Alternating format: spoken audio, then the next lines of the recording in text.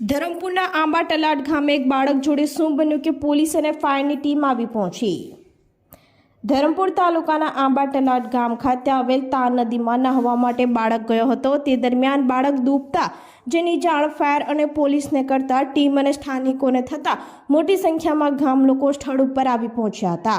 બાદમાં 3 કલાકની ભારે જહેમત બાદ બાળકનો મૃતદેહ બહાર કઢાયો હતો। ઘટનાની જાણ પરિવારને થતા શોકની લાગણી છવાઈ ગઈ હતી। ઘટના અંગે ધરમપુર પોલીસે મૃતક બાળકની લાશને પીએમ કરવા મોકલી વધુ તપાસ હાથ ધરી છે।